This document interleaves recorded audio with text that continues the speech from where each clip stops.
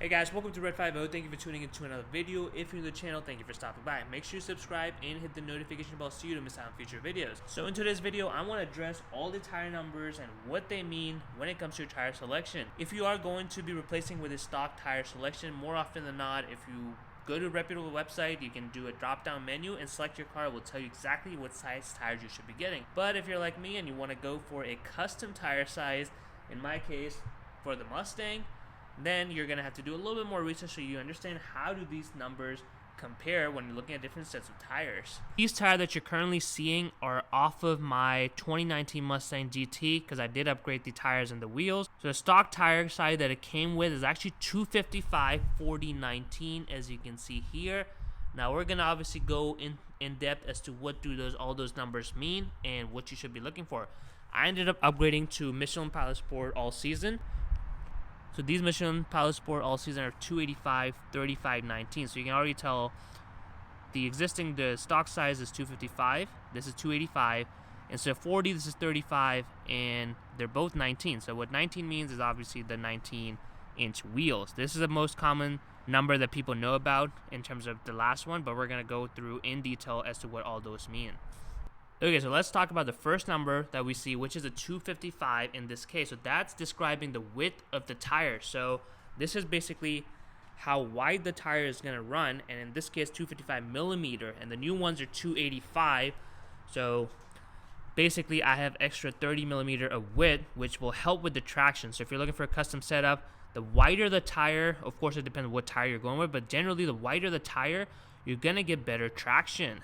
The car is currently parked, so it might be hard, but this is what the 285 looks like from the back of the car. So you can see it's much wider than the stock 255 setup. Now I'll also be posting a comparison website where you can actually plug all of this number in and actually kind of see physically next to each other what the difference is going to be.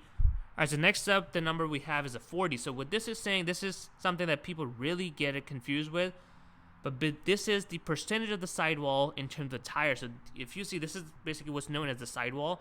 So 40% of it is basically sidewall compared to the 255 and overall tire size. 80% of it is the sidewall compared to the whole tire size. So the smaller this number goes, you're going to get less sidewall, which means your ride is going to get a little bit harsh. So if this was 20, then the rim or the wheel would be up till here. I would have much less sidewall, which means you're going to have a very stiff ride quality. Now, like we said, the new ones are 35, so this one has slightly less sidewall than that one.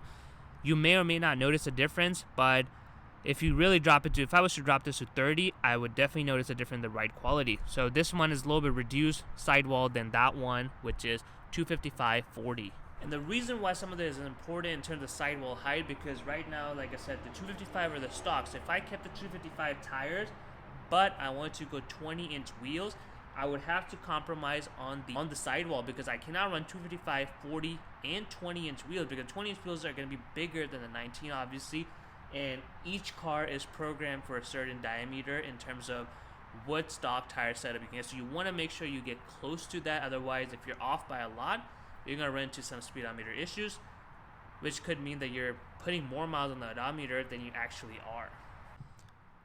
Now, the next number you see is typically going to be your wheel size. This is 19, so that means basically the wheels that are stock are 19, and same goes for the new wheels I got. They're also 19, so that means that's going to be your wheel size, and that's pretty much one of the more common ones that people end up knowing, that this is going to be 19. Now you may be wondering, some of them are only going to say R19, and in this case it says ZR19.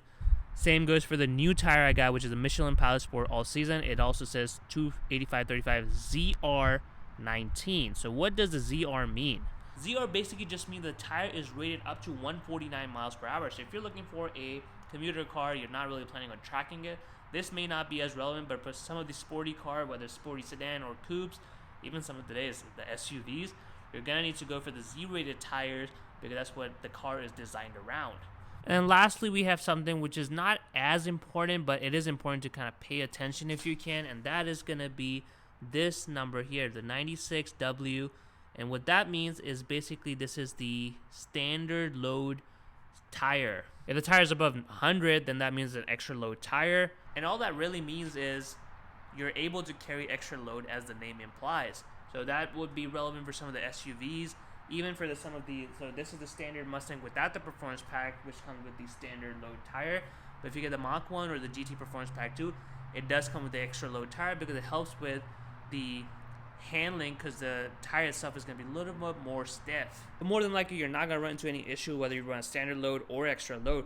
But if you do get the wrong size width for the tires, or the sidewall, or obviously the wheel size, then you're not going to be able to put the new tires onto your existing car. Standard load versus extra load is more or less, you'll probably notice a difference in the ride quality. If it's extra load, it might be a little bit more stiff, but of course you're going to get the benefit of carrying more cargo with the car. So definitely pay attention to the three numbers: the width of the tire, which is in this case 255, the sidewall, which is 40, 35, and of course the wheel size.